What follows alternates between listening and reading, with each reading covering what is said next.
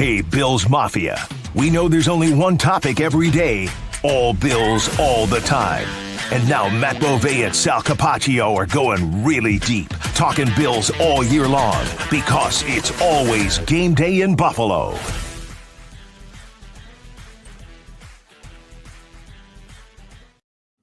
Another day here at the NFL Scouting Combine in Indianapolis. Sal Capaccio here, along with Matt Beauvais on It's Always Game Day in Buffalo. And look, it's great weather here in Indy. I don't know what it's been like in Buffalo all week. A little bit warmer. Unbelievable today. Today Great. was 40-something. Today was the last couple of days have been 40-something degrees. I can finally see pavement on my driveway. I see grass when I take the dog out. I drove to work this morning with the sunroof open, legitimately. Wow, I love that. It I'm was 60 one of here those yesterday, sickos. by the way. Ooh, 60, and then Yeah. Indy's got all the. I'm having a little bit of combine FOMO, to be honest. Yeah, I'm very happy. Dom, my colleague, Dom Tibbetts at Channel 7, deserved to get a chance to cover the combine. He hasn't before. So part of my rationale was like, listen, Dom, you've never done this. Go enjoy it. You've earned the experience. The first couple of days, I missed it. I was like, man, the entire NFL world is there. You want to be part of that? But now I'm cool being home. And you're right. I mean, the entire NFL world really convenes here. This is, and people have asked me, like, what's it like? Who's there? And I guess the best way I can describe it is no matter what industry you're in, there's a convention of some sort, right, that you could go to. I mean, whether you're in the healthcare industry or you're in the plumbing industry or you sell cars or whatever it is. I mean, for most people in some capacity, there's some sort of convention somewhere around the country that you can go to. This is the NFL's convention. That's what it is. It's everybody in the NFL from all. And what's unique about this is, as opposed to like the owners' meetings or the Super Bowl, this is all of college meeting all of NFL, right? And everywhere you look, it's college people and it's agents and it's scouts from the college personnel department, but it's also the pro personnel department because the agents are here and they're discussing deals. And then it's all the GMs and the head coaches. And then, of course, it's all the media. And today, I mean, just walking around, Matt, today was the day where for the first few days, local media, Buffalo, right? We descend here and lots of Buffalo local media, and whether you're Cincinnati or Cleveland, whoever, you're here. Today was the day where if you're just draft person, you showed up today because the players started talking. That's why today became a bigger day here at the Combine. Yeah, for sure. And it's where the framework gets laid. This is where things start to happen. Plans start to come into place. Coaches and front office personnel start to have conversations with players, but then also with agents, right? Like you always go to these couple restaurants where everybody is at and you see the front office people just having little conversations with other people and other movers and shakers in the league. You put in the back burner and you're like, oh, something to monitor. Who is that person the agent for? Oh, okay. Put it in the back burner. Interesting. Yeah. See what's going on. Yeah. And a lot of that stuff happens. No doubt about it. And it's been a great week out here so far. We've talked with Sean McDermott. We've talked with Brandon Bean. And when Matt says that Dom Tibbetts is out here, of course, you can find his work at WKBW TV and on Channel 7 and, of course, on their website. And, of course, you can hear me on WGR Sports Radio 550, recapping in the morning and in the afternoon. So last night, as we do here in Indy, go out to dinner. I was out with some of the other media and ran into some different people and talked with a couple of people who, I would say it this way, really raved about the Bills special teams hire of Chris Tabor. I mean, like I mean, I thought the Bills had a nice hire because he's an experienced guy and he had a lot of people saying a lot of things. After last night, I mean, I think they hit a home run. People in this league who have competed against him and been around him said, in fact, one person said to me, Sal, I don't know why he was out of the league last year, but he should never be out of this league. He is one of the best at what we do. Is there a reason why? I mean, does anybody know why he was out of the league? Why he was let go as part of the Panthers staff when they made a head coaching change, I believe is what happened, and maybe just didn't find the right fit. I mean, here I would give an example on a different scale, probably the same way as Mike Vrabel last year. I was going to say, yeah. Like, hey, not a fit, and we'll wait to see what comes along, and then Sean McDermott, grabs him, and what McDermott said the other day, we all know. He said experience mattered, right? They had Matthew Smiley, they had Heath Farwell. But here's the thing for me, and that's just about the experience, Matt. I think literally going into next year, this is an area where the Bills will have an actual advantage some weeks instead of just hoping they can get by, if you know what I mean. Yeah, no, definitely. And that's something That could be a difference. And they've got some nice pieces that they can build around. I'm sure Chris Tabor, when he's looking at his options, is like, okay, what do they have? Mhm. I think we could see a change at punter this offseason. I don't think it's a foregone conclusion that Sam Martin is back, but maybe they are going to allow the front office is going to draft somebody like they. You know that they have 2 punters on the roster right now?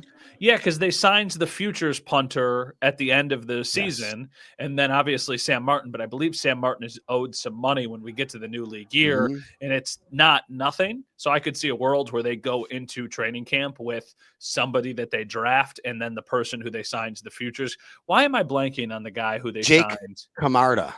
Okay, yeah. He was, and by the way, he was first team All SEC in 2020 and 2021, a third team All American in 2020. He does have experience in the NFL kicking for the Tampa Bay Buccaneers. And I think no, I don't know. I thought he might've went to Canada. That's not the case. So it looks like here, but yeah. So Jake Camarda is on the Bills roster as a punter they signed. Yeah. So, I mean, Chris Tabor is probably looking at, he's looking at Sam Martin just to see whatever happens. Obviously, Tyler Bass, but then also probably Brandon Codrington a little bit too. Of like, okay, hey, this guy flashed. Maybe we've got something. Sure. With a really solid returner, and I'm sure that played probably a factor. Reed Ferguson, I know he's a free agent, but I'm going to be a betting man and say Reed Ferguson will be back next year. So those are probably the pieces he looked at, and maybe he thinks that there's more there. Maybe he feels like there's untapped potential in some of those areas, and he's going to try and get the most out of it. For sure. All right. So the other special teams piece I wanted to bring up is more league wide. Also talking with people last night on the heels of Chris Tabor is Matt. I will tell you, there's a very strong sentiment coming out of here in Indy, the people I spoke to, that it is very, very possible the kickoff touchback gets moved to the 35-yard line. Yeah. I don't know if it's going to happen. I hate it. But it's on the table, and it's something that's not going away anytime soon. Yeah, because, I mean, theoretically, I say I hate it. I hate it because it's going to force teams to kick it short and return it. Like, that's basically what the league is trying to do. Listen, we don't want you just kicking it out of the back of the end zone. But I do think situationally there are times when it makes more sense from just a risk mitigation standpoint. I get it. It's making the play matter more. I understand that. But just with the way that the game is officiated, there are so many stupid ticky-tack penalties that I feel like this is actually going to have like a counter effect on it, because you're going to get more returns, but you're going to get more illegal blocks in the back or weird holding calls or whatever it is. And all of a sudden we're going to see people pinned back further than they would be if they just kicked it out of the end zone and everybody started at the 30 every single time. And the counterpoint to that would be, well, then get rid of the kickoff. We don't need the kickoff. And I'm probably closer to that side than I am to the other side. 35 is tough, man. I agree with you. That's unbelievable. Like, starting at the 35, you would take that every drive. You literally need 2 first downs for guys like Brandon Aubrey to be able to kick a field goal. Yep. I mean, it's a pretty big, hefty penalty if you kick it into the end zone. If this happens, we don't know if it's going to happen. And from what I was told, there was a meeting last night. We're talking here, by the way, anybody watching us at Sal Sports on YouTube or listening to us on It's Always Game Day in Buffalo. We're talking here on a Wednesday.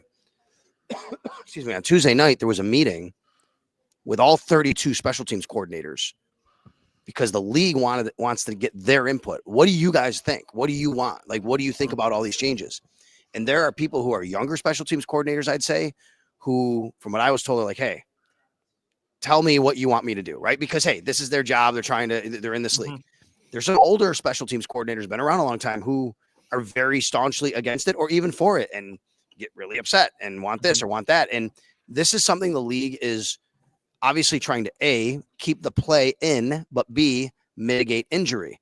What happened was last year is they did get more kickoff returns, but they still didn't get enough kickoff returns, and they want more. Yeah, no, I understand it. I understand they want it to be part of the game. I understand.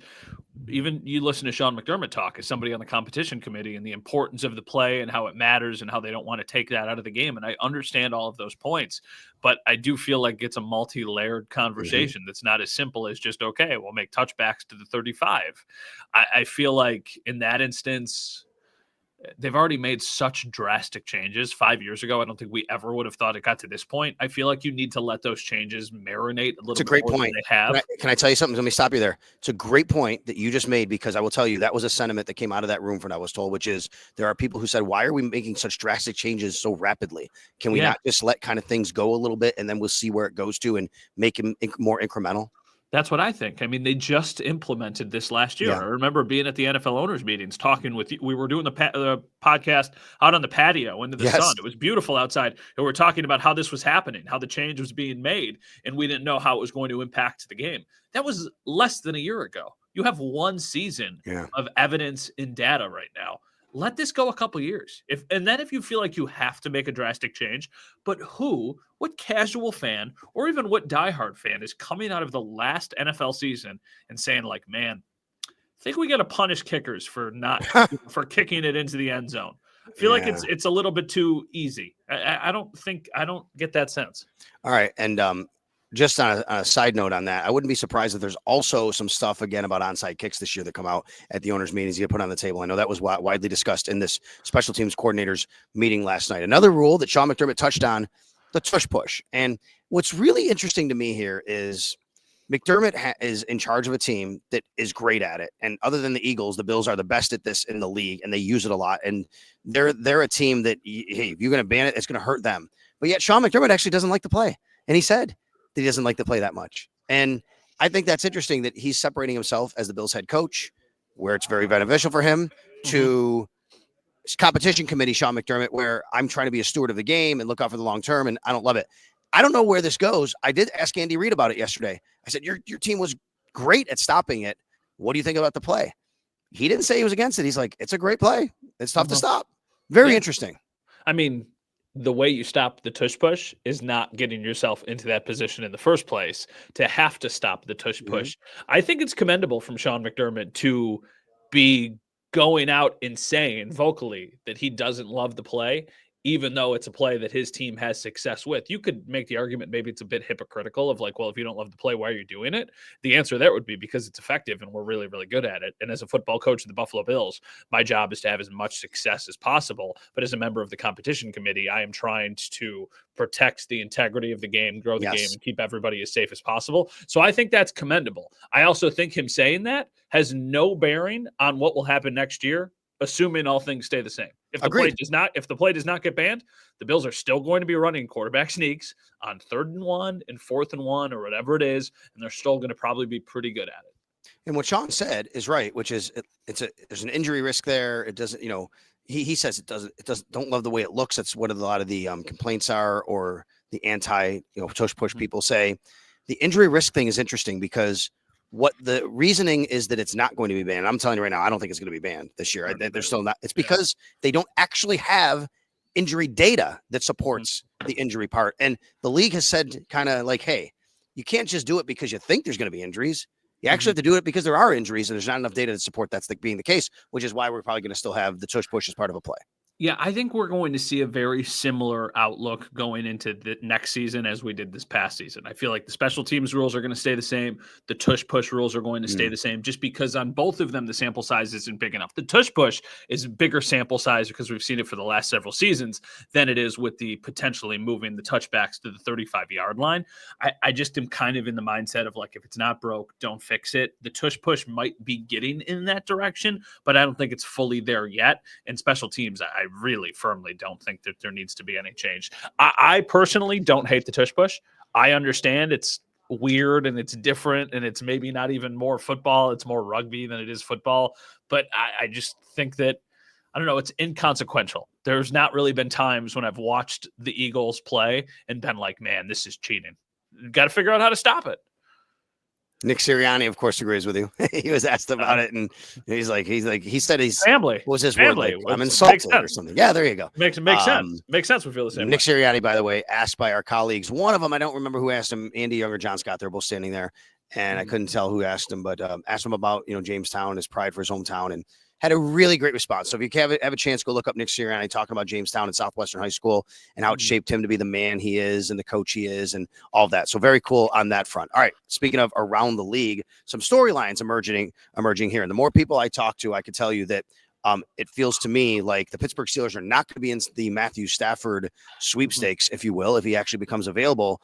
And they could be leaning towards Justin Fields, but does Justin Fields want to play for the Pittsburgh Steelers? That's the question. And if he decides, hey, I got a better offer somewhere else, then maybe the Steelers go crawling back to Russell Wilson, where they don't really want to be in the Russell Wilson business anymore, which is really interesting. Just your thoughts on their situation and how that might play out. Did you see my post on X yesterday? You probably didn't. You were busy. It was about how the Falcons said that they're moving forward with Kirk Cousins as their backup quarterback, which I think is a joke. Kirk's not moving forward, though. I quoted that and said, he is going to end up playing for the Steelers. They're going to be pretty good for most of the season. They're going to start to slip up in December and lose in the wild card round because it's the exact same thing every year. It's a veteran quarterback or some sort of unproven question quarterback. Here's how it goes, and then it doesn't end up working out. I think Matthew Stafford, to me, doesn't the Giants just make so much sense? It does, which gets me to my next spot, my next thing to tell you, which is that's the other thing I keep hearing is the Giants really want to get in on Matt Stafford. Well, they did hire Chad Hall. Chad Hall it's a no-brainer. Maybe. I mean, I think that sometimes I think the other way, which is, well, do you really want to go and be the quarterback where your brother-in-law is the wide receivers coach? I don't know. Chad Hall is married to Matthew Stafford's sister, in case anybody doesn't know that. He was just recently hired by the New York Giants to be on their staff. And that makes sense because Brian Daboll worked with Chad Hall here in Buffalo. So they know each other very well. And so did Joe Shane. So all of that makes sense. But the quarterback piece of it also makes sense because Joe Shane said something yesterday that it blew me away when he said it, but it's right. He said the only quarterback in our roster right now is Tommy DeVito. Mm-hmm. The Bills have 4, including Josh Allen. They have 1. His name is Tommy DeVito. The second thing about this is the other thing Joe Shane said, or I should say didn't say, was talk about the future at the quarterback. He talked a lot about the present at the quarterback and winning. And we all know he has a lot of pressure to win. That makes the most sense. But do they get him? And do the Rams actually move him? I don't understand if you're the Rams or if you're Matthew Stafford, why you would not want this to work. It doesn't make sense to me. The Rams were a play or 2 away from potentially beating the Eagles in the divisional round and then going to the NFC Championship. I agree with you. Like, what is the deal there? What do we know why? I think that they're probably operating under they won a Super Bowl, right? Like, I'm not breaking any news here. They got the job done. Maybe they're thinking it's better to start this over now than wait another year. It's the Bill Belichick thing. Better to go get rid of somebody a year too early than a year too late. Maybe they feel like the decline is about to happen. Maybe they want to reload the pantry and get as many assets as possible and build for the future. So I just, if I'm Matthew Stafford, you get to live in LA. You got a pretty good team surrounding you there. I don't know what's going to happen with Cooper Kupp, but is that enough to make you not want to be there if they get rid of him? Like, Puka Nacua is a good player. Right. Kyron Williams is a good player. They got a good young defense of talented players on that side of the ball. Feels like that's his best bet. I mean, there's a lot of unknowns if you go to New York. I think it happened after you and I did the pod yesterday that the Chiefs GM, Brett Veach, indicated that Travis Kelce will be coming back for a final year. What are your thoughts on that? Well, he made it seem like it's going to happen, but it wasn't a slam dunk. It saw NFL Network kind of running with it as like it's happening. He's coming back. That was kind of the language that they were using.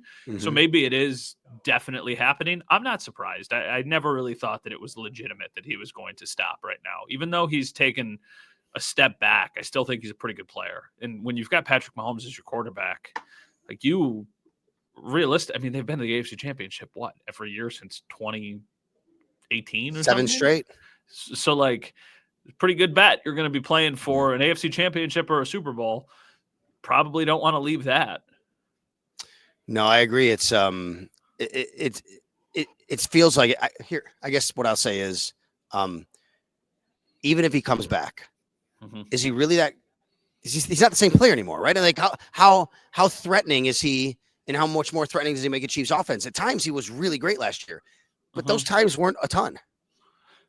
I don't disagree with you. I don't think he's nearly the player he was a few years ago, but they haven't needed him to be that guy for several years. I mean, their defense is so good and the offense has just made big plays in big moments. And I do think that like having a guy who can make those big plays occasionally is super helpful. I mean, if he's your third or fourth out, we have no idea what's going to happen with Rashee Rice as far as suspensions are concerned or whatever his availability is. But I think they probably are pretty happy with Xavier Worthy. And then if you also have Travis Kelce, you've got some other good tight ends in the mix. They've said that they want to keep Hollywood Brown. Like all of a sudden you're going from a team that didn't have a ton of weapons to a team that's got some really nice pieces on that offensive side of the ball. All right, a team in the Bills division also needs to figure out quarterback is the Jets. The only quarterback on their roster is Tyrod Taylor right now. We heard from Aaron Glenn yesterday, and I think he's going to be the guy. it's I really do. Fascinating, I really do. Isn't it? I think that they roll with him because they probably are going to do what the Bills tried to do, which is funny that it's Tyrod Taylor again. Right. But get their new GM in place, decide what they want to do at quarterback, and then aggressively pursue that person next year, not necessarily this year, unless one of the guys falls to them. I just don't know if that makes all the sense in the world. Yeah, it's interesting. I mean, they're picking pretty high. I have to look exactly what number. Are they 7? Is it 7? Are they 10? Or somewhere in there? Yeah, they're okay. 7. And yeah, they could get one of those. I'm not convinced in this quarterback class. I think Cam Ward to me might be the best guy, and I'm giving Shorter Sanders definite chance. I think he can be a very good NFL quarterback. I don't think any of these guys is going to happen overnight. It might be a bit of a build here, which is totally fine. It is interesting to me because Aaron Glenn, after listening to him speak, Matt, he is a culture changer. Like they needed a guy like that. Question is, can he overcome ownership? Right. And what that situation is like in New York. But right now, they're going to be quarterback hunting once again in New York. Another team that it's going to be probably quarterback hunting is the Cleveland Browns. And obviously, it's not going to be Deshaun Watson. He had tore his Achilles again. We know that. I mean, what do they do? Do they look for a quarterback early in this draft? Do they start it all over? There's a lot of people. There's a big sentiment, and this goes to the Myles Garrett conversation too.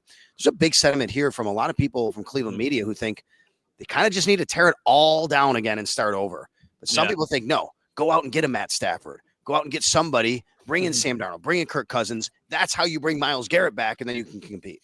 Well, if I was the Cleveland Browns, I would draft a quarterback with that early pick, and I would move Myles Garrett because then you get the extra assets, and you can actually surround your young quarterback with they need to do that. Because Deshaun Watson is making so much money, they need a quarterback under a cost-controlled contract for the next couple of years. That's the thing that they should do to make the most sense. In their head, maybe they just won't get over the fact that they want to try and win right now. That just seems poor. That just seems like a bad idea to me. I wouldn't do that. Like I could see them going and signing Kirk Cousins and being like, oh yeah, we're going to try and compete this year. You got the second overall pick. The hope is that you don't have the second overall pick anytime soon. You draft the quarterback. That offsets the ridiculous amount of money that you're paying Deshaun Watson. Eventually, you move on from him. And if you trade Myles Garrett, you recoup probably multiple first-round picks to go either solidify your line or maybe go get some playmakers that aren't Jerry Jeudy for him. Just watching these guys run the 40, you can hear them. Run right by me here, you can hear them. What is your you think you could run a 4.5? No, you want to run. No, I didn't say that. I said I can want to run my age. Last year I was close. 5. Without training or trying or practicing last year at training camp at John Fisher on the final day. I think I ran a 5.4 with Matt Perino, and that was without doing any of that. So I'm 51. I'll be 52. My goal would be a 5.2 this year. Okay. Yeah. I don't think that's crazy. I mean, you can move. I've seen you go a couple times. Here we go. Watch. Here we go.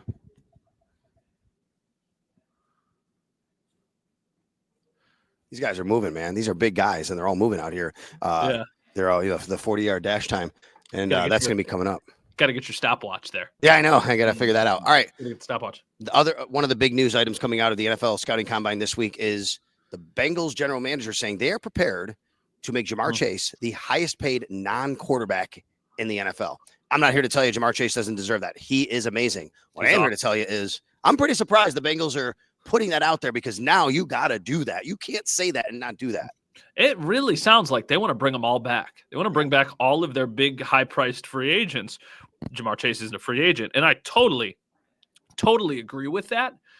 But then you're going to have to be really smart and selective and hit on your other draft picks and stuff to make sure that you can get over they weren't a good team last year. They were a very good offense, but a very bad defense. If you just give all of that money to those 3 guys, how is your team going to be much different next year?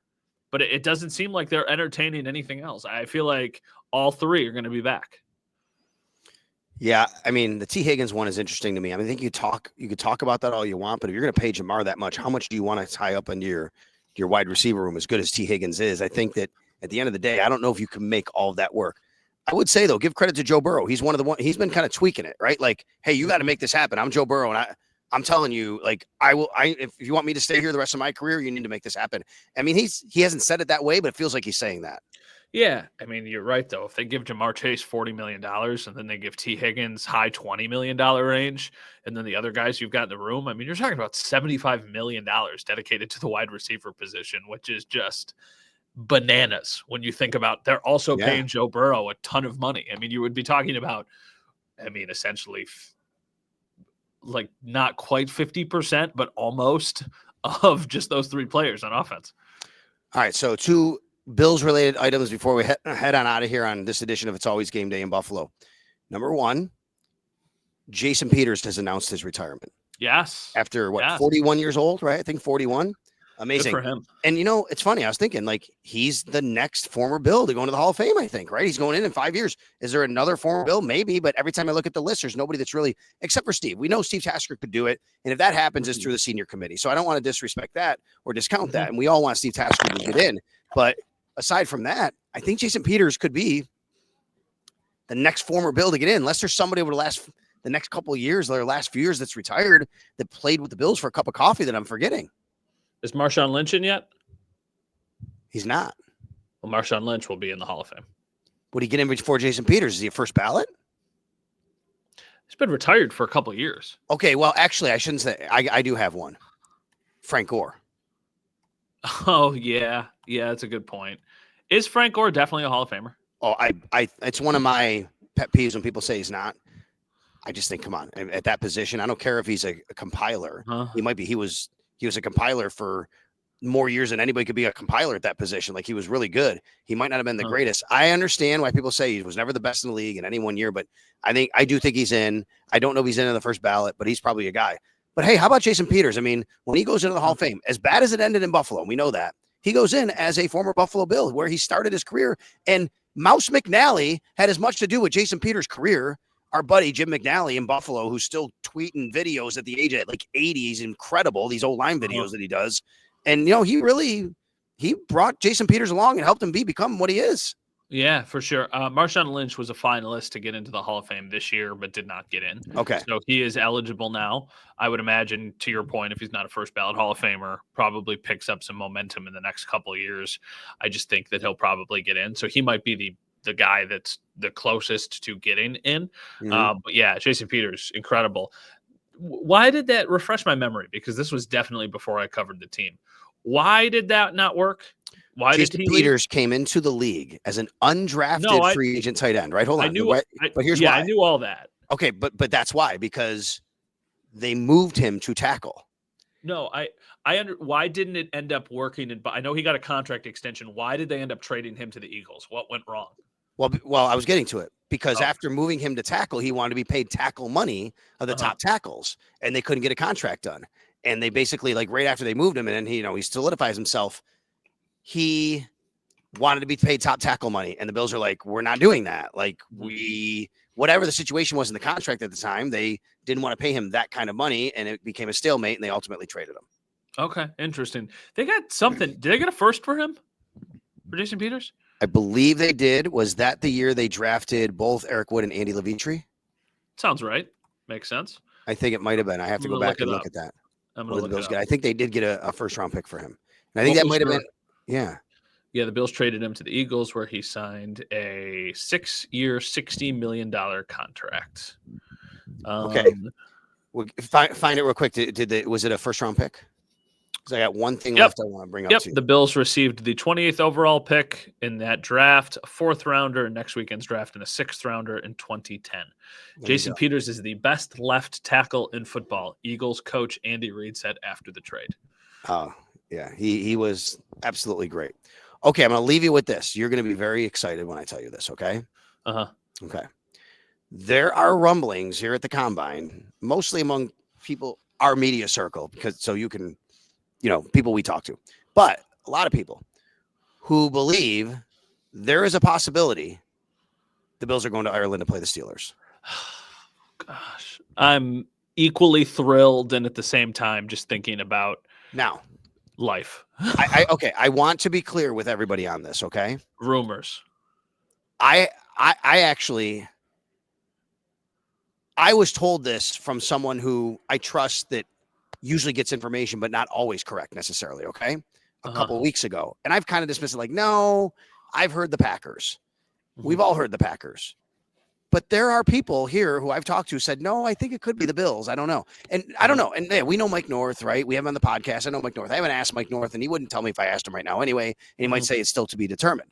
I did read an article in the Buffalo News, which was, I had no idea. I read this article, and it said that apparently a bunch of New York lawmakers wrote a letter to Roger Goodell saying, we want the Bills to be in Ireland because of the Irish population in Buffalo and how it would resonate. No, so I'm just telling people, I'm putting it on your radar, everyone. Do not think Sal Capaccio is reporting it. I'm not. I'm just telling you here at the Combine, I've talked to enough people that it would not surprise me if the Bills are headed to Ireland to play the Steelers next year. We know the Steelers are playing there as the home team. And Matt, it would make sense if you want to go, if you're going to go play a game in Ireland for the first time ever, and you got a team that you don't know who the Steelers quarterback is. Let's put Josh Allen, the league MVP, over there then as the anchor team and player. I should have had a better reaction to that. I groaned a little bit of like, you did. I was surprised. I've never been to Ireland. I would love to go. It is very high on my list of places that I want to go to. I was thinking about it more from a childcare standpoint of, I know. No, how am I going to find somebody to watch my daughter? So yeah, that would be something that would I have to figure out. It'd be incredible. I got to show you something real quick. Here we go. Here's good guy. Yeah. Here we go. Hold on. Let's come right down. Oh man, didn't come all the way down there. I thought we could. I wanted to get a guy coming right by us, right by our table right here. I couldn't get that. But yeah, no, I understand. It would be amazing. It would be so cool because Ireland would be incredible. What an amazing, beautiful place to try and visit one day. I think that would be cooler than London. I think that would be more exciting than London, just because they had already been to London, and Ireland would be a new place for a lot of people. Think about how many people. You're from Buffalo. I'm from Buffalo. I'm from a part of Buffalo where I'm from Wheatfield. Basically, my mom was from Niagara Falls. My dad was from the South Towns. Niagara Falls, a lot of Italian people, right? I'm Italian. You're Italian. But think about how many Irish people we know and all of the last names of people that we grew up with in some capacity of like, oh yeah, Irish. People would make a pilgrimage out to Ireland to see the Buffalo Bills if they were in Ireland. Well, let's keep that on the radar. And obviously we have something to discuss with Mike North when we have him on the pod coming up in a couple months. We'll probably know before then. They usually leak out those international games. Maybe we'll find out the week that we are at the owners meetings in March coming up next month. And that would be a really interesting pod. But I do think still right now, as I think about it, that it's still the Packers to me is the team that's most likely. So we're going to see here. I think we might have another guy going here as we wrap up the Always Game Day in Buffalo podcast. All right, Matt. So getting back on a plane to Buffalo tomorrow afternoon, I'll be back. And then we can get really heavy into into what's going on. Here we go.